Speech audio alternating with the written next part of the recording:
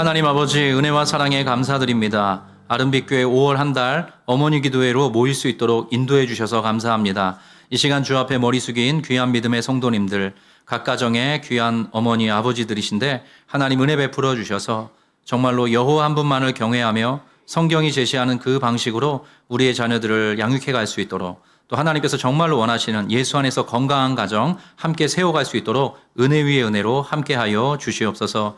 여호와를 경외하는 자들에게는 견고한 의뢰가 있나니 그의 자녀들에게 피난처가 있으리라 하셨습니다. 하나님, 우리가 하나님 한 분만 바라보며 나아갑니다. 우리의 하나님이 아니라 우리의 자녀들의 하나님도 되어주시고 우리 자녀들이 하나님을 때마다 시마다 피난처로 맛보는 은혜와 역사가 있게 하여 주시옵소서. 오늘 먼 걸음해 주신 귀한 강사 목사님 계십니다. 우리 조영민 목사님을 통해서 가장 시의적절한 말씀이 이 시간 함께 모여있는 모든 성도들에게 들려지게 하시고 그 말씀을 토대로 해서 인생의 집을 건축해가는 지혜로운 성도, 지혜로운 가정 다 될 수 있도록 간섭하여 주시옵소서. 맡겨드리고 위탁드리며 이 모든 말씀 우리 구주 예수 그리스도 이름으로 기도합니다. 아멘. 하나님 말씀 함께 보시겠습니다. 함께 보실 하나님 말씀은 신명기 말씀이고요. 32장 45절부터 52절까지입니다. 신명기 32장 45절부터 52절까지 구약성경 315쪽에 있습니다. 45절부터 52절 저와 여러분이 한 절씩 교독하겠습니다. 모세가 이 모든 말씀을 온 이스라엘에게 말하기를 마치고 그들에게 이르되 내가 오늘 너희에게 주문한 모든 말을 너희의 마음에 두고 너희의 자녀에게 명령하여 이 율법의 모든 말씀을 지켜 행하게 하라. 이는 너희에게 헛된 일이 아니라 너희의 생명이니 이 일로 말미암아 너희가 요단을 건너가 차지할 그 땅에서 너희의 날이 장구하리라.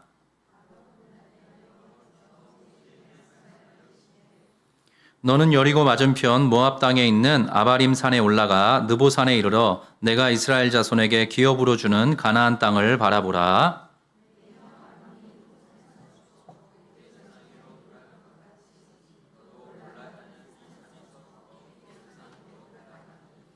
이는 너희가 신광야 가데스의 무리바 물가에서 이스라엘 자손 중 내게 범죄하여 내 거룩함을 이스라엘 자손 중에서 나타내지 아니한 까닭이라. 내가 비록 내가 이스라엘 자손에게 주는 땅을 맞은편에서 바라보기는 하려니와 그리로 들어가지는 못하리라 하시니라. 아멘. 잠깐 자막에 문제가 있었네요. 오늘 어머니 기도의 마지막 날인데요. 우리 좌우에 앉아 계신 분과 한번 이렇게 축복하면 좋겠습니다. 기도하며 살아갑시다. 한번 인사 나누도록 할게요. 기도하며 살아갑시다. 네. 한 번 더 할 텐데 하나님께서 당신의 기도를 꼭 들으십니다. 이렇게 한번 인사하겠습니다. 하나님께서 당신의 기도를 꼭 들으십니다. 네. 여러분 정말 그렇게 살아가시고 또 그렇게 믿으며 걸어가시기를 축복합니다. 이제 앞으로도 아름빛 교회는 매해 5월은 가정의 달로 특별히 좀 구분해서 그렇게 어머니 기도회를 좀 진행해 보려고 합니다. 기도가 필요하고 또 기도를 해야 합니다. 그렇죠? 또 기도를 해야만 우리가 살아갈 수 있기 때문이죠. 오늘 어머니 기도 이제 마지막 날 제가 참 평소부터 꼭 모시고 싶었는데 귀한 목사님을 모시게 돼서 너무너무 감사합니다. 조영민 목사님이신데요. 목사님과의 일화가 있습니다. 목사님은 잘 모르시는 저만의 일화인데 제가 2013년에 분당우리 교회에서 1년 섬겼다고 말씀드렸죠. 그래서 그때는 제가 이게 풀타임 사역자는 아니고 1만 성도 파송운동 첫 해를 이렇게 함께 도모하는 하프타임 사역자로 일했을 때입니다. 근데 그때 이제 조영민 목사님께서 수요 예배를 한번 섬기신 적이 있어요. 근데 그때 그 설교를 하시는데 그때 조영민 목사님께서도 30대 목회자셨거든요. 젊은 목회자셨는데 그런 말 하잖아요. 왜 입이 쩍 벌어진다. 저는 와, 어떻게 이렇게 설교하는 분이 세상에 있나. 저도 설교를 많이 듣고 많이 이렇게 또 말씀 연구도 하고 했는데 정말로 이렇게 경탄하게 될 정도로 말씀에 대한 열정과 또 진리에 대한 사모함이 아주 뚜렷하게 느껴지는 너무나 귀한 목사님이셨어요. 아니나 다를까 2014년에 상당히 젊은 나이로 나눔교회라는 교회에 담임 목사로 청빙이 돼서 가셨습니다. 어려웠던 교회인데 그 교회에서 이렇게 목회자로서 10년 동안 이렇게 섬겨오시면서 특별히 한국 땅의 많은 젊은 신학생들, 많은 젊은 목회자들에게 정말로 도전이 되고 격려가 되고 위로가 되는 그런 목회 사역을 지금 이어오고 계세요. 제가 언제 한번 우리 아름빛 교회 꼭 모셔야 되겠다 싶었는데 마침 참 바쁘신 분이신데 오늘 일정이 돼서 모시게 됐습니다. 오늘 어머니 기도의 마지막 날인데 우리 성도님들 은혜 많이 받고 돌아가시면 좋겠습니다. 내가 부르다 죽을 노래요 라는 제목으로 우리 조영민 목사님 등단하셔서 설교해 주시겠습니다. 박수로 맞이하겠습니다.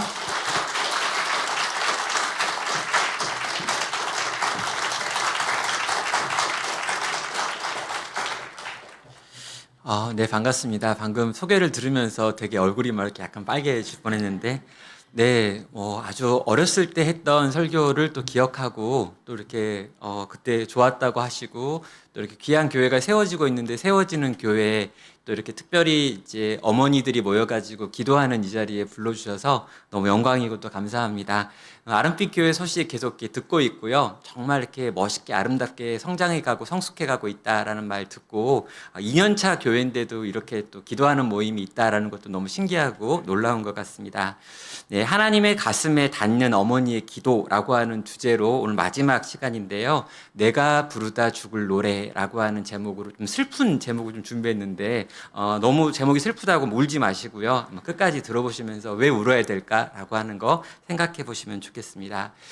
저는 상암 월드컵 경기장 이 건너편에 있는 나눔교회에서 지금 10년 차 담임 목회하고 있고요. 또 이제 분당 우리 교회에서는 제가 3년 동안 청년들, 특별히 대학부 학생들, 이 20대 청년들을 대상으로 사역을 했습니다. 그 전에도 이제 청년들만 계속 사역을 하다가 13년 정도 청년들만 대상으로 사역을 하다가 갑자기 어느 날 이제 담임 목사가 돼가지고 또 10년 차 목회를 하고 있습니다. 아내는 한 명 있고요. 그리고 이제 저 대학생 딸 있고 또 18살짜리 아들 이렇게 한 명 이렇게 있고 아무튼 잘 행복하게 열심히 또 사역하고 살아가고 있습니다. 예, 제가 내가 부르다 죽을 노래라고 하는 제목으로 신명기 32장에 있는 말씀을 좀 준비를 했는데요. 이 말씀은 제가 나눔교회에서도 설교한 적이 없습니다. 왜냐하면 정말 여기서 이제 요청을 하면서 어떤 본문이 필요하고 어떤 내용이 필요한가라고 이렇게 질문을 했더니 어머니 기도회에서 어머니들이 함께 좀 이렇게 기도하기 원한다라고 해서 그 주간에 제가 새벽 기도 때 묵상했던 본문이 신명기 본문이어가지고 이 신명기 본문을 우리 성도님들에게 나눠야겠다. 가장 신선한 밥이 제일 좋은 밥이니까 가장 신선한 메시지로 이렇게 나눠야겠다 해가지고 아마 이 설교는 저희 교회 성도님들도 못 들은 설교인데 아무튼 준비를 해왔습니다. 가을이 되면요 화렵수에 나뭇잎이 떨어지기 시작합니다. 우리는 그렇게 떨어지는 나뭇잎들을 보면서 낙엽이라고 부르죠. 낙엽은 대부분 쓰레기 취급을 받습니다. 하지만 이 낙엽이요 화렵수라고 하는 나무의 생존에 있어서는 절대적이라고 합니다. 화렵수는 기본적으로요 이 이파리 안에 수분을 많이 가지고 있는데요. 그 상태로 날씨가 추워지고 영하로 떨어지게 되어지면 그 나뭇잎 안에 있는 수분이 얼게 됩니다. 그 결과 화렵수 전체가 얼어서 죽게 되는 거죠. 한 해를 나무와 함께 있었던 나뭇잎은요, 자신이 이 나무에 붙어 있으면 이 나무가 죽는다는 걸 알고 있습니다. 그래서 겨울이 오기 전에 스스로 물과 영양분의 공급을 끊는 거죠. 조금 시간이 지나면 색이 바래지고요. 또 시간이 지나면 마르고요. 결국에 그 나무 줄기에서 떨어지게 됩니다. 자신은 나무로부터 분리되어 죽게 되지만 나무의 가지와 줄기를 살리는 일을 이 낙엽은 지금 하고 있는 거죠. 그 결과 나무는 겨울을 견딜 수 있고요. 봄이 되면 새싹을 내고 생명을 이어갈 수 있는 것입니다. 여러분 떠나야 될 때를 알고요. 잘 떠나는 것은요. 그런 의미에서 굉장히 아름다운 것 같습니다. 낙엽이 그런 과정을 지나서 이렇게 나무로부터 떠난다는 걸 알게 되었던 어떤 날이에요. 그날 이후로 저는요. 땅에 떨어지는 이 낙엽이 옛날처럼 쓰레기로 보이지 않았습니다. 자기가 있어야 될 자리에서 최선을 다하다가 떠나야 될 때가 왔다는 걸 알고 그때를 잘 준비해서 마땅히 이어질 다음 이야기를 위해서 자신의 것들을 내어놓고 사라져가는 그 낙엽의 이야기가요. 어쩌면 이 땅을 살아가고 있는 모든 기존 세대가 다음 세대를 바라보면서 품어야 될 마음은 아닐까라는 생각을 했던 것이죠. 사랑하는 성도 여러분, 특별히 어머님들 또 아버님들 여기 계시는데요. 우리가 우리의 다음 세대를 위해서 품어야 될 마음이 어떤 걸까? 우리의 자녀들을 생각하면서 우리가 품어야 될 마음은 어떤 걸까라고 생각할 때 어쩌면 이 낙엽이 당신의 사랑하는 이 나무와 줄기를 살리기 위하여 또 내년에 일어날 어떤 이파리들을 위하여 자기의 것들을 내어놓는 이 허비, 희생, 그리고 나를 부인하는 이 일이 있어야 될 거라고 저는 생각하는 것입니다. 오늘 이 말씀을 보기 전에요, 먼저 살펴봐야 될 게 바로 이 모세가 지금 하고 있는 유언의 내용인데요. 이 유언이 과연 어디에 있었는지라고 하는 이 신명기 전체의 문맥입니다. 이 신명기라고 하는 책은요, 다시 율법을 전하는 책이라고 하는 설명이 붙어 있습니다. 이스라엘 백성들이 출애굽한 다음에요, 시내산에 가가지고 그들은 율법을 받게 됩니다. 그리고 우리가 알고 있는 십계명도 거기서 받게 되는 거죠. 자, 이스라엘 백성들은 1차로 시내산에서 율법을 받았습니다. 그런데 문제는 뭡니까? 그들이 불순종함으로 가데스 바네아에서 다시 돌아가가지고 광야에서 40년 동안 방황을 하고요. 출애굽 1세대가 광야에서 다 죽게 되는 것입니다. 자, 40여 년이 벌써 지났고요. 1세대가 다 죽었고 지금 2세대가 주축이 되고 여호수아가 주축이 돼가지고 이제 가나안 땅에 들어가야 되는 상황인 거죠. 자, 모압 평야에 모였고요. 이제 여리고 이 요단강을 지나서 여리고성을 향해 진격하기 직전입니다. 그때 모세가 이스라엘 백성 전체를 다 한 자리에 모아가지고요. 이전날 시내산에서 선포되었던 그 율법의 말씀을 다시 출애굽 2세대에게 전하는 것입니다. 그래서 새로운 신이라고 하는 것이 붙어가지고 신명기라고 하는 제목이 붙어 있는 거죠. 자, 여러분, 모세는요, 이 앞에 있는 긴 내용을 통해 가지고 율법의 내용들을 다 전했습니다. 하나님께서 그에게 주신, 그 민족에게 주신 하나님의 말씀을 다 증거했죠. 그리고 마지막에 오늘 이 32장에 보면은요, 너희가 그 율법을 잘 간직해야 한다라고 하는 걸 말하고요. 그런 다음에 이 율법을 너희의 다음 세대라고 불려지는 자녀들에게 잘 전수하라라고 하는 마지막 유언과 같은 말을 하고 있습니다. 그런 다음에요, 이어지는 내용은 모세가 이제 이 가나안 땅이 보이는 느보산이라고 하는 곳에 올라가서 혼자 죽는다라고 하는 내용이 나오죠. 오늘 우리가 읽었던 그 내용들은 과연 어떤 의미가 있는지 한번 정리해 보겠습니다. 자, 첫째로요, 율법을 기억하고 자녀에게 전수하라라고 하는 내용이 이제 가장 먼저 나와 있는 첫 번째 명령에 해당하는 부분이죠. 46절은 말합니다. 그들에게 이르되 내가 오늘 너희에게 증언한 모든 말을 너희 마음에 두고 너희의 자녀에게 명령하여 이 율법의 모든 말씀을 지켜 행하게 하라라고 하는 게 모세의 유언이었고요. 두 가지 명령이 이 안에 포함이 되어 있습니다. 자, 여러분, 너는 내가 이제까지 전했던 이 모든 율법의 말씀을 너희 마음에 두어야 한다라고 말했어요. 이건 간직하라는 거죠. 제발 기억하고 생각하라라고 하는 것입니다. 그런 다음에 이것을 너희 때에 너희만 가지고 있는 게 아니라 너희의 자녀들에게 잘 전수해서 자자손손 이 율법을 지키는 것이 이어지도록 만들어야 한다라고 하는 게 두 번째 명령이었습니다. 하나님께서는요, 하나님의 백성이 진짜 행복하기를 원하셨습니다.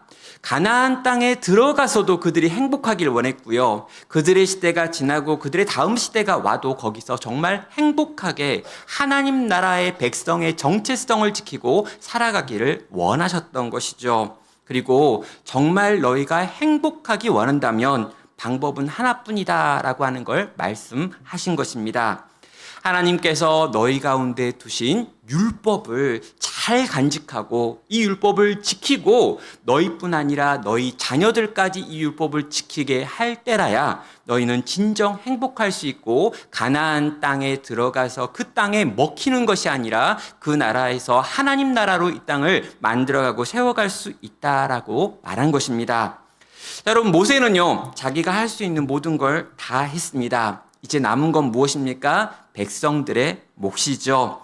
백성들은 이제부터 율법을 품고 살아야 합니다. 백성들은 이 율법을 자기의 자녀 세대들에게 잘 가르치고 전수해야 했다라는 거죠.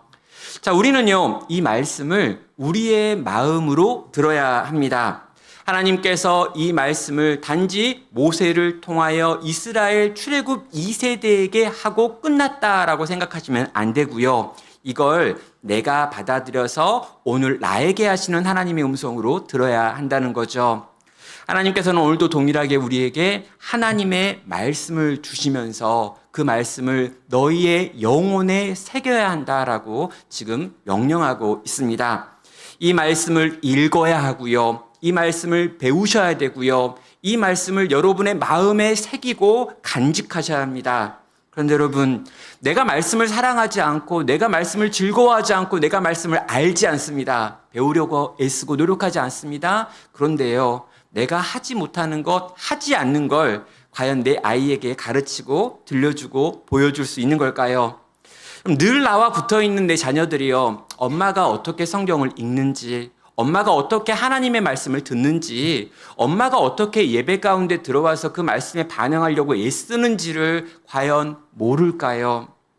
방금 이렇게 여러분 찬양하시는 거 제가 들은데요. 그 찬양 중에 이런 찬양이 있더라고요. 나의 사랑하는 책이라는 찬송가죠. 여기 보면은요, 엄마가 예전에 하나님의 말씀을 어떻게 읽었는지를 봤던 시인이 엄마가 얼마나 열심히 성경을 봤고, 특별히 엄마가 성경을 보다 예수님 이야기가 나왔을 때 그때 울었다라고 하는 걸 기억하고 있습니다. 그럼 엄마가 얘한테 성경 이야기를 막 해줬어요. 근데요, 약간 엉뚱한 이야기도 있고요, 뭔가 좀 이상한 이야기도 있어요. 근데 이상하고 엉뚱한 엄마의 수준에서 들려준 성경의 이야기들이 막 떠오르고는 있는데 가장 선명하게 기억됐던 건 뭐냐면 엄마가 예수님 이야기하면서 많이 우셨다가 기억나는 거죠. 그럼 아이들은요, 우리가 들려주는 성경 이야기뿐만 아니라요, 우리가 어떻게 성경을 읽는지, 그리고 그 성경을 이야기해 줄 때 엄마의 표정이 어땠는지, 그때 엄마가 어떤 마음과 어떤 생각으로 어떤 느낌으로 그 말씀을 우리에게 들려주었는지를 안다라는 것입니다. 사랑하는 여러분, 내가 먼저 말씀을 사랑하지 않으면요, 엄마가 아빠가 먼저 그 말씀을 즐거워하지 않으면요, 우리가 아이들에게 말씀을 들려주고 읽으라고 말하는 건 어쩌면 쇼가 됩니다. 여러분, 사람은 신기하게도요, 그 쇼가 쇼라는 걸 금방 알죠. 여러분이 사랑하는 말씀을 우리 자녀들에게 들려주길 바랍니다. 우리가 너무너무 좋아하는 그 말씀을, 이 좋아하는 마음을 담아가지고 우리 아이들에게 들려주고 우리 청년들에게 보여주고 또 말해줄 수 있는 그런 어머님, 아버님 되시기를 주의 이름으로 축원합니다. 자, 두 번째로 우리가 봐야 될 건 뭐냐면요, 너는 느보산에 올라가 혼자 죽으라라고 하는 하나님의 말씀이 이 모세에게 주어지는 부분입니다. 자, 49절은 이렇게 말합니다. 너는 여리고 맞은편 모압 땅에 있는 아바람 산에 올라가 느보산에 이르러 내가 이스라엘 자손에게 기업으로 주는 가나안 땅을 바라보라. 내 형 아론이 호르산에서 죽어 그의 조상 위에 돌아간 것 같이 너도 올라가서 이 산에서 죽어 내 조상에게로 돌아가리니라고 하는 이 하나님이 이제 모세에게 말씀하시는 마지막 명령이 나오고 있습니다. 자, 모세가 이스라엘 백성에게 주었던 마지막 명령은요, 너희가 이 율법을 간직하고 너희의 자녀들에게 가르치라, 전수하라라고 하는 내용이었다면요, 이것이 딱 끝나자마자 하나님께서 모세에게 너는 저 호르산, 저 이제 느보산에 올라가서 거기서 혼자 죽어야 돼라고 하는 명령을 하시더라는 거죠. 자, 여러분, 정말 요약하면 약간 좀 기분 이상합니다. 왜 느보산에 혼자 올라갑니까? 그 산에서 혼자 죽으라니요. 자, 하나님께서는요, 모세에게 주신 사명이 끝나자마자 모세를 지금 불러드리고 있는 것입니다. 하나님께서는요, 새로운 시대가 새로운 세대와 함께 새로운 리더 여호수아와 함께 시작되기를 원하셨다는 거죠. 너는 모압 평지에서 율법을 다시 전하는 것까지가 너의 역할이다라고 했고요. 그의 역할, 그의 사명이 끝나자마자 하나님께서는 모세를 불러들이면서 사명의 끝을 이렇게 보여주시는 것입니다. 성도 여러분, 우리는요, 이 땅을 사는데요, 이 땅을 사는 우리들이 왜 사느냐라고 물어본다면요, 우리의 사명을 완수하기 위함입니다. 그래서요, 우리는 우리의 사명, 하나님께서 우리에게 주신 명령이 완수되었으면요, 더 이상 이 땅에 미련을 가지실 필요가 없다라는 거죠. 하나님이 우리에게 정하신 것이 있고요, 우린 그 정하신 것을 이 땅에서 하는 겁니다. 그리고 하나님께서 어느 날 이제 다 됐다라고 하면요, 네, 알겠습니다 라고 말하며 요거 딱 접고 가는 거죠. 여러분, 왜 그러냐면요, 하나님께서 우리에게 준비해 두신 본향이 있다라고 하는 걸 우리는 알기 때문입니다. 진짜 고향이 있고 진짜 집이 있고 진짜 가족이 있다는 걸 우리 아는 거예요. 여기서 우리가 집을 짓고요, 여기서 어떤 공간을 만들고요, 여기서 가족이 되고요, 여기서 이러저러한 것들을 쌓습니다. 그런데 여러분, 이건요, 하나님이 우리에게 맡기신 어떤 역할을 이 땅에서 감당하라고 그것을 위해서 이러저러한 것들을 이 땅에서 쌓는 거죠. 근데 여러분, 우리에게 하나님이 주신 사명이 끝날 때, 어떤 하나님이 우리 인생을 향해서 가졌던 어떤 계획이 끝나는 그때, 이젠 네가 더 이상 땅에서 할 일이 없어 라고 말하면은요, 아, 알겠습니다 하나님, 됐네요, 내가 여기까지 했고 끝냈네요, 딱 그러면서 이제 갈게요 하고 가는 거예요. 왜 그렇게 할 수 있냐고요? 네, 하나님이 우리를 위하여 준비하신 곳이 이 땅에 있는 그 어떤 곳과 비교할 수 없는 곳이라는 걸 우리는 진짜 믿기 때문입니다. 여러분, 인간적으로 보면요, 모세는 약간 불쌍해 보이기도 합니다. 왜 그래요? 여러분, 그가 얼마나 노력했습니다. 정말 그는 40년 동안 이스라엘 백성들을 끌고 광야를 돌아다니면서 어떻게든 이스라엘 백성 끌고 이 가나안 땅에 데리고 가려고 애썼던 사람입니다.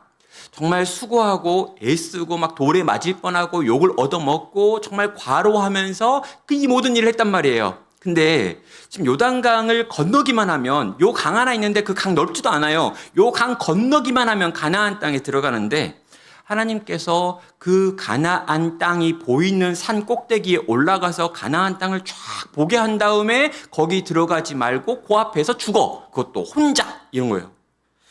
그렇게 생각하면요, 굉장히 이제 모세가 불쌍한 사람이 될 수 있는 겁니다. 그런데요, 모세는요, 이 일에 대하여 하나님의 명령을 들었을 때 그 앞에서 하나님 왜요? 라고 질문하지 않아요. 그리고 하나님 그거 좀 아쉽고 안타까운데요, 나 그거 싫은데요? 라고 지금 막 반항하지 않습니다. 좀만 더 가가지고 나도 한번 요단강 건너가지고 가나안 땅 찍고, 가나안 땅에서 사람들 많이 있을 때 죽어가지고 사람들이 내 무덤을 크게 만들어주고 이러면 좀 괜찮을 것 같은데 왜 하나님 그러시나요? 라고 질문하지 않습니다. 그리고 그냥 그 하나님의 말씀 앞에 아무런 반응도 하지 않고 실제로 순종하는 것으로 이 느보산에 올라가서 거기서 죽는 것으로 모세 이야기는 끝나고 있죠.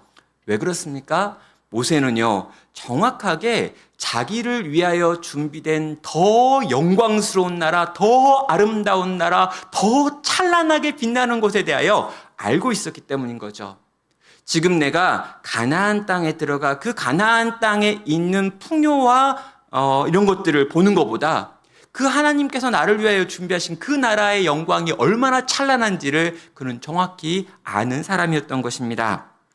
그럼 그 나라가 어떤 나라입니까? 계시록 21장은 이렇게 말합니다. 내가 들으니 보좌에서 큰 음성이 나서 이르되 보라, 하나님의 장막이 사람들과 함께 있음에 하나님이 그들과 함께 계시리니 그들은 하나님의 백성이 되고 하나님은 친히 그들과 함께 계셔서 모든 눈물을 그 눈에서 닦아주시니 다시는 사망이 없고 애통하는 것이나 곡하는 것이나 아픈 것이 다시 있지 아니하니 처음 것들이 다 지나갔음이로라 라고 말하죠.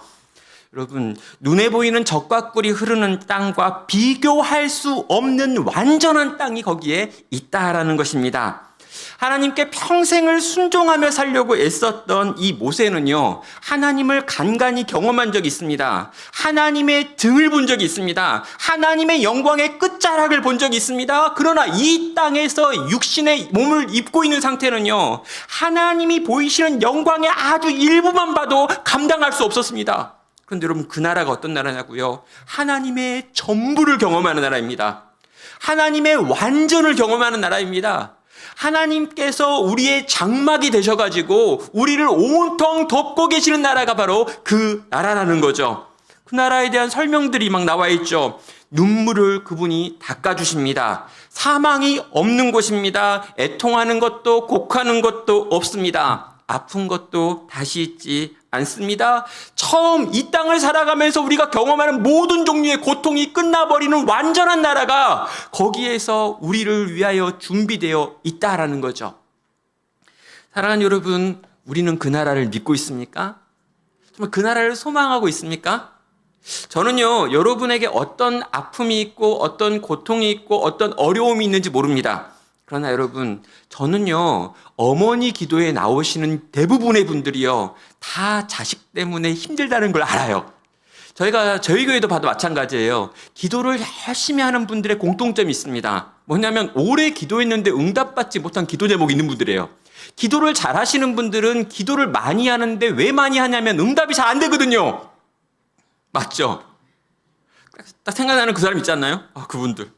맞습니다. 기도를 깊이 하려면요, 기도를 깊이 할 수밖에 없는 인생의 문제와 고통들이 있는 거죠. 여러분, 5월 달에 이 수요일 오전에 기도하는 어머니 모임에 나와가지고 함께 좀 기도하자라고 하신다면요, 아마도 여러분의 인생에도 어떤 문제가 있고 고통이 있고 아픔이 있어서 그 문제 끌어안고 하나님께 나오신 분이라고 저는 생각을 합니다. 사랑하는 여러분, 이 땅에 고통이 있고 아픈 것이 있고 눈물 나는 일이 있는데 그 모든 것이 없는 곳, 정말 하나님을 흔적이 아니라 전체로 경험할 수 있는 그 나라가 우리를 위하여 준비되어 있습니다. 여러분, 그 나라를 소망하고요, 그 나라를 기대하면서 우리의 사명이 우리를 이끌게 하고요, 사명이 끝나는 그때 그 나라 소망하며 그 나라를 향해 찬양하며 올라갈 수 있는 여기 계신 우리 모든 성도 되시기를, 부모님 되시기를 주의 이름으로 축원합니다. 마지막 세 번째 부분인데요, 가나안 땅에 들어가지 못하는 이유를 다시 하나님께서 모세에게 또 한 번 이야기하는 것으로 이 본문은 끝나고 있습니다. 51절입니다.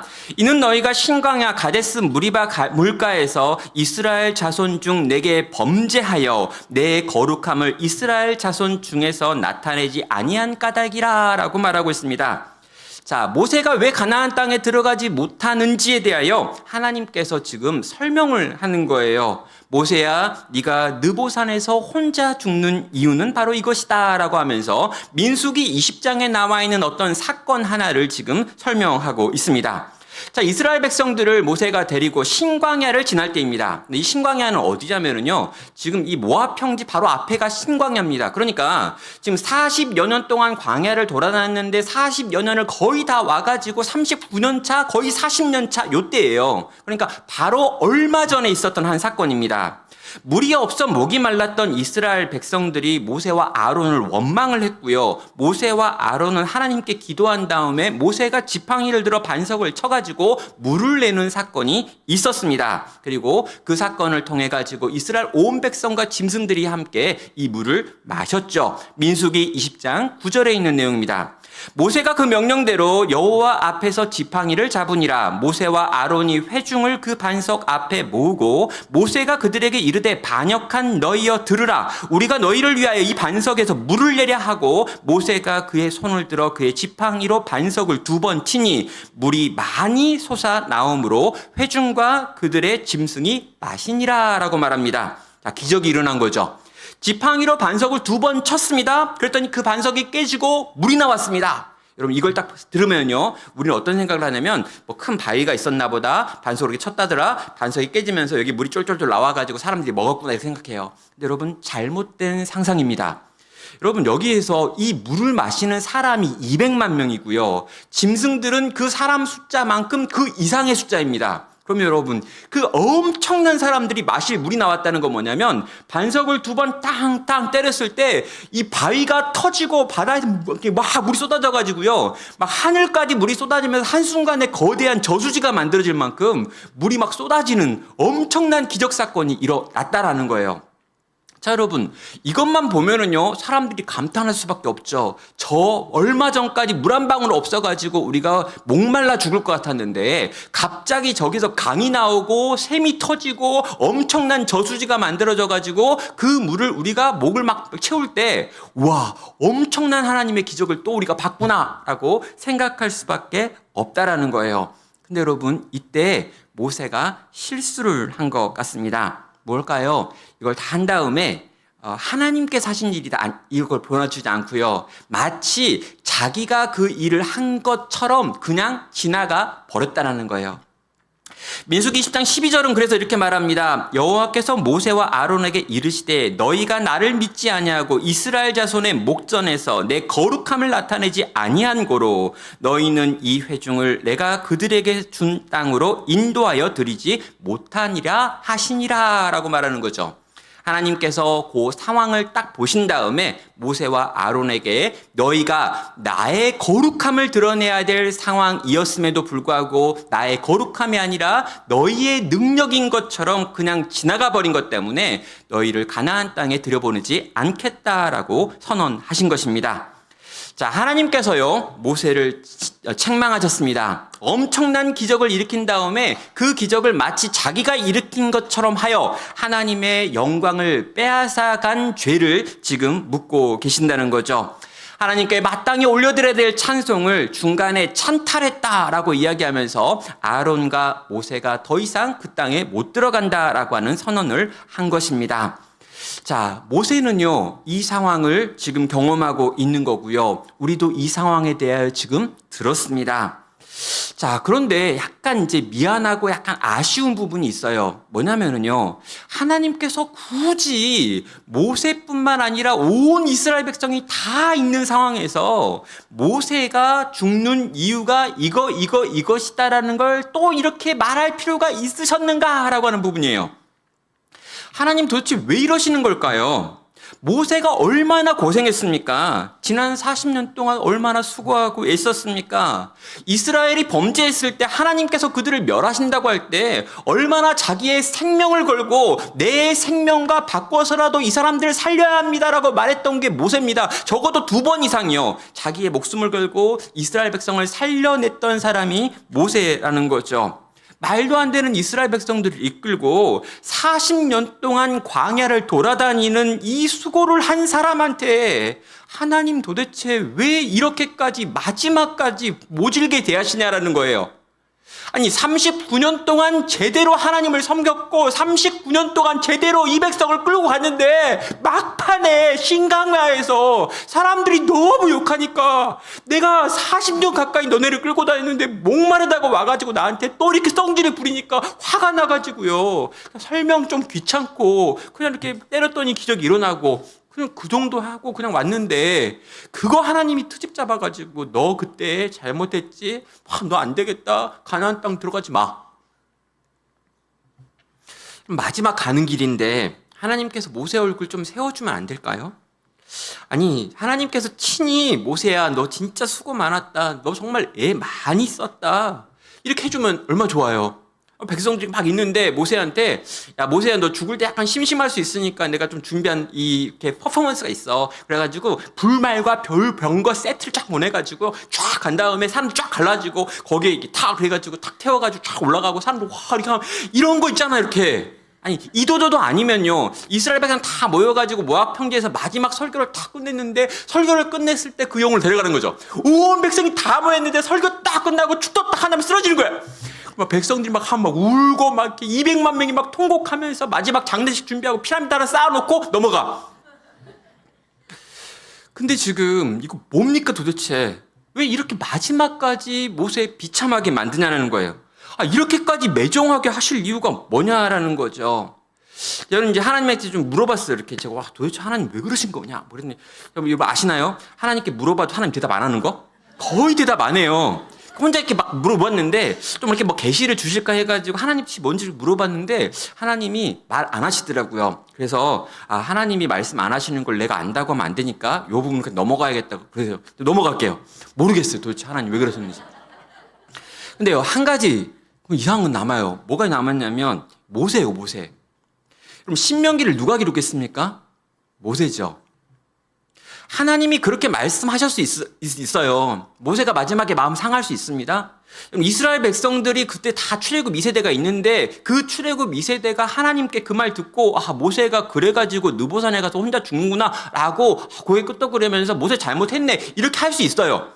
근데 여러분 신명기를 누가 기록한다고요? 모세예요. 모세가 이거 그냥 기록 안 하면 되잖아요. 내가 듣고 백성들은 알지만 내가 기록하는 요 내용 안에는 굳이 이 자기에게 부끄러운 이 내용 기록하지 말고요. 다른 좋은 덕담 넣어가지고 마지막 신명기 끝낼 수 있다라는 거예요. 근데 여러분 모세는 그렇게 하지 않고요. 자기의 가장 수치스러운 이 기록을요. 자기 이야기의 마지막 부분에 이렇게 아주 새겨가지고 집어 넣어 놓더라는 거죠. 내가 혼자 죽게 되는 이유는 내가 느보산에 올라가 거기서 사라지는 이유는 내가 가나안 땅에 들어가지 못하는 이유는 그때 하나님의 말씀을 어기고 하나님께 돌려야 될 영광을 가로챘기 때문이다 라고 거기에 다 기록해서 자자손손 신명기를 보는 이들마다 모세가 그래서 무덤이 없는 거구나, 우리 모세가 그렇게 해가지고 가나안 땅에 못 들어오는 거였구나 라고 하는 걸 알게 만들어 두었다는 거죠. 사랑하는 여러분, 모세는요 자기의 부끄러움을 기록하고 있습니다. 내가 하나님의 영광을 가리는 일을 했고 하나님의 거룩을 드러내지 못한 일을 했기 때문에 하나님께서 나에게 책망하시고 벌을 주셔서 못 들어갔다라고 하는 내용을 이렇게 밝혀 놓았던 거죠. 왜 이 내용을 모세는 기록했을까요? 한 가지입니다. 이스라엘 백성들을 너무너무 사랑했기 때문입니다. 정말 내가 너네를 너무너무 사랑해서 출애굽 2세대가 가나안 땅에 들어가기 전에 마지막으로 율법을 막 설교했습니다. 그리고 이 율법을 다 설교한 다음에 이 율법을 지켜야 된다라고 이야기했어요. 그리고 자자손손 이 율법을 가르쳐야 된다라고 이야기했습니다.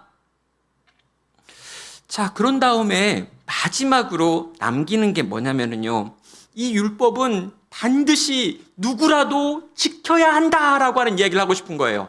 어떻게 해요? 율법을 지키지 않으면 어떻게 되는지 자기의 불명예스러운 이 죽음의 과정을 통해서 다시 한번 또 이스라엘 백성을 향해 말하고 있는 것입니다. 하나님께서 하물며 나에게까지 이렇게 준엄하게 율법을 지키지 않으면 벌을 받고 율법을 지키면 복을 받는다라고 하는 걸 보여주고 계신다면, 내가 느보산에 올라가 홀로 쓸쓸하게 죽는 이유가 단 한 번 율법을 어겨서이기 때문이다라고 지금 이 자기의 죽음의 과정을 기록하는 과정을 통해서 보여준다라는 것입니다. 율법은 꼭 지켜야 된다. 이 율법을 너희 자녀들에게 꼭 가르쳐야 된다. 절대로 하나님의 말씀은 땅에 떨어지는 법이 없다. 그러니 이 법을 끝까지 지켜내라. 하물며 나라고 할지라도 하나님의 선지자라고 불렸고 하나님의 벗이라고 불렸고 하나님의 말씀을 가지고 너희 온 백성들을 끌고 그 긴 세월 돌아다녔던 나라 할지라도 이 법을 어기니까 이런 벌을 받지 않느냐. 그러니 사랑하는 내 아들아, 내 딸들아, 내 후손들아, 내 이후에 올 모든 인생들아, 이 법을 너희는 정말 중요하게 생각하고 이 법을 지키기 위하여 최선을 다해야 한다라고 하는 걸 자기의 부끄러운 이야기를 마지막에 기록하는 방식으로 이스라엘에게 도전하고 있는 것입니다. 사랑하는 성도 여러분, 모세는 자기 죽음마저도요 하나님의 백성 이스라엘을 위한 가르침의 도구로 삼았던 것이죠. 그는 그의 사명이 끝났지만요, 그의 남겨져 있는 마지막 생명을 가지고 그 사명을 또 한 번 강조하고 있는 거고요. 심지어 자기 죽음까지 이용해 가지고요, 그는 그 사명을 또 한 번 외치고 있었던 것입니다. 모세는 이스라엘을 위해 자신의 모든 것을 쏟아 사랑했고요. 자기의 남아있는 모든 생명과 자기의 명예도 다 내려놓고 이스라엘 백성으로 하여금 그 말씀을 붙들고 살라고 도전했다라는 것입니다. 저는요, 이 모세가 이스라엘을 사랑했던 방식과 동일한 방식으로 우리를 사랑했던 어떤 분에 대해서도 말씀드릴 수 있습니다. 바로 예수님이시죠. 여러분, 예수님이요, 사랑에 대해서 많이 말씀하셨는데요. 그 중에 대표적인 말씀이 무엇일까요? 요한복음 12장 24절입니다. 내가 진실로 진실로 너희에게 이르노니 한 알의 밀이 땅에 떨어져 죽지 아니하면 한 알 그대로 있고 죽으면 많은 열매를 맺느니라. 여러분, 정말 사랑한다는 게 뭘까라고 물어볼 때 내가 진실로 진실로 너에게 말한다라고 해요. 그러면 사실은 말이 뭡니까? 한 알의 밀이 땅에 떨어져 죽어야 거기 그 자리에서 또 다른 생명이 나오는 거지, 여기서 죽어진 생명이 없이 살아나는 생명이라는 건 없을 거야 라고 하는 걸 말하고 있습니다. 여러분, 생명은요, 생명을 먹고 자랍니다. 한 알의 밀이 죽는 일이 없으면요, 다시 태어나는 밀은 없습니다. 예수님께서는요, 우리를 위하여 떨어져 죽는 밀이 되어 주셨습니다. 그 주님의 희생 때문에 지금 우리는 주님을 알게 되었고요, 이렇게 하나님을 예배할 수 있게 되었고요, 우리의 자녀들을 위하여 기도할 수 있게 되었습니다. 여러분, 이미 우리를 위하여 뿌려진 생명이 있다라는 거죠. 그리고 여러분, 이 생명이 우리를 위하여 뿌려져서 우리가 그 생명을 가지고 있기 때문에, 그렇다면 우리가 지금 또 맡겨진 또 해야 될 역할은 뭐가 되는 걸까요? 여러분, 우리 안에 있는 이 생명이 또 다른 누군가에게 허비되어야 되는 것입니다. 예수님의 생명이 우리를 위하여 쏟아져서 우리 안에 거듭남의 역사가 일어났고 새로운 생명을 얻게 되었다면, 여러분, 우리 안에 있는 이 생명은 또 다른 누군가에게 허비되어자고 쏟아져야 되고 부어져야 될 생명이라는 거죠. 누구에게 부어져야 될까요? 여러분, 우리의 자녀들에게 부어져야 합니다. 우리의 청년들에게 부어져야 합니다. 우리의 다음 세대들에게 부어져야 되는 것입니다. 여러분, 정말 우리의 자녀 세대가 우리가 만난 예수님, 우리가 만난 하나님을 경험하고 누리며 그 안에서 신앙으로 자라가기를 원하신다면, 우리가 우리의 생명을 또 다른 방식으로 이 영혼들에게 나누어 주는 일이 일어나야 한다는 것입니다. 제가 나눔교회라는 교회에 10년 전에 부임을 했습니다. 근데 그 교회는 굉장히 어려운 상황이었고요, 아무도 오겠다고 하는 분이 없는 교회였습니다. 8개월 동안 담임 목사가 없어가지고요, 굉장히 이제 힘든 시간들을 보냈는데요. 가장 큰 게 이제 빚이 너무 많았던 문제들, 요 빚을 갚지 못한 상황에서 은행에 차압이 들어오는 상황들, 이런 상황 속에서 교회가 너무 어려운 상황이었고요. 그 상황에서 제가 부임을 했습니다. 그리고 그 교회에 제가 들어가가지고요, 이제 한 1년 정도 사역을 했어요. 1년 정도 사역을 하면서 교회의 부정적인 몇 가지 지표들이 약간 바뀌는 걸 이제 보게 됐고요. 그러면서 저의 위임에 관련된 이야기가 나왔습니다. 그래서 한 8개월, 9개월 정도 지난 다음에 이제 교회 중직분들이라고 하는 분들과 모여가지고 이제 위임식을 어떻게 할 것인가에 대한 이야기를 이제 같이 하게 됐어요. 근데 이제 그때 이렇게 앉아가지고 한 30여 분 정도 되어지는 이제 권사, 안수집사, 장로님들 이렇게 있는데, 제가 그분들에게 말씀을 드렸습니다. 만약에 지금 우리 성도님들이 가장 좋은 그런 교회가 되기 원하신다면, 우리 성도님들을 위해서 가장 좋은 교회 되기 원하신다면 굳이 저를 위임시켜 줄 필요가 없습니다. 전 제게 맡겨진 역할을 최대한 다해서 이 교회를 정상화시키도록 하겠습니다. 근데 제가 이제 또 말씀드린 건요, 만약에 그런데 여기 계신 우리 교회의 중직분들이, 권사, 안수집사, 장로님들이 지금보다 10년 후가 더 나은 교회가 되기를 원하신다면, 그러시면 만약 정말 그런 마음이라면 저를 위임시켜 주십시오. 저는 맡겨진 위임의 권한을 가지고 최선을 다하여 10년 후가 더 좋은 교회로 세우겠습니다. 그러나 기억하십시오. 10년 후가 더 좋은 교회가 되려면 여기 계신 우리 어른들은 많이 고생하셔야 될 겁니다. 많이 수고하고 애쓰셔야 할 겁니다. 많이 헌신하고 많이 고통받고 많은 수고를 감당하셔야 될 겁니다. 제가 그 이야기 하고요, 제 위임에 대해서 물었습니다. 근데 거기 계셨던 이 30분 채 안 되시는 우리 성도님들이었는데요, 우리 정확하게 하기 위하여 손을 들어 표시하라고 했어요.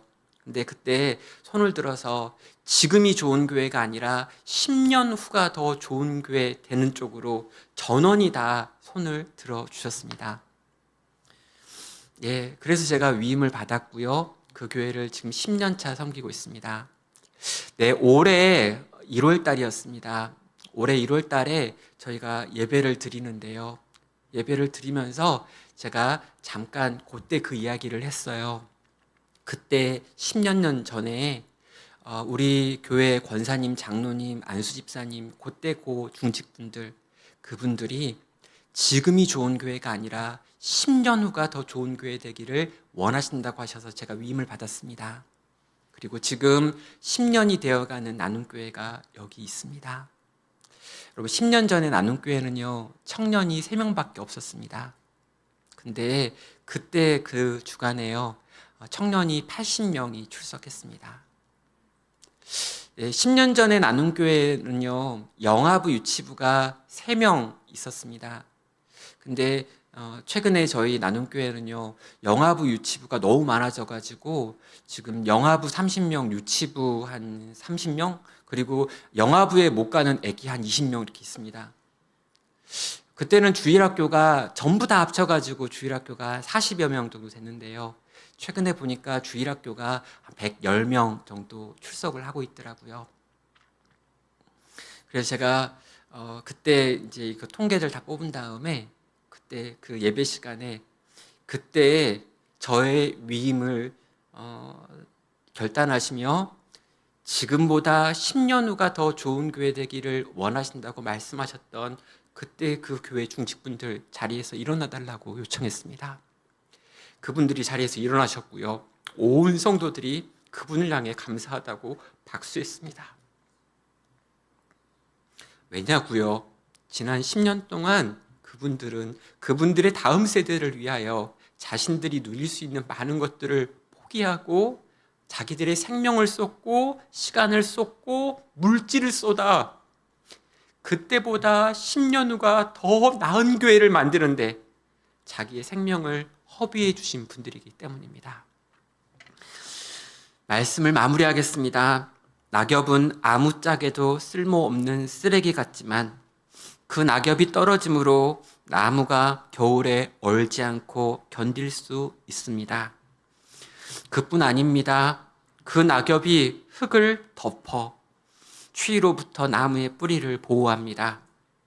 그 낙엽이 썩어 거름이 되어 그 나무에 영양을 공급합니다. 그렇게 죽어지고 또 죽어진 낙엽으로 인해 겨울을 지난 나무 줄기에 새로운 잎이 나옵니다. 이어지고 이어지고 또 이어지는 사랑의 이야기입니다. 여기 계신 우리 귀한 아름빛 교회 어머님, 아버님들이요, 정말 우리에게 주어진 생명을 우리의 다음 세대들에게 기꺼이 즐겁게 나누어 주기 시작한다면 이 생명의 이야기가 이어지고 이어지고 또 이어지는 역사를 보시게 될 것입니다. 이 땅에서건 아니면 저 하늘에서건요. 시간에 함께 같이 찬양할까요? 우리 오늘 눈물로 한 알의 씨앗을 심는다. 꿈꿀 수 없어 무너진 가슴에 저들의 푸르른 꿈 다시 돋아늘어도 우리 함께 땀 흘려 소망의 길을 만든다. 내일로 가는 길을 찾지 못했던 그들이 노래하며 달려갈 그 소망의 길을 함께 같이 찬양의 가사로 우리의 다음 세대들과 우리의 젊은 세대들과 청년들과 아이들을, 청소년들을 생각하면서 함께 찬양하겠습니다.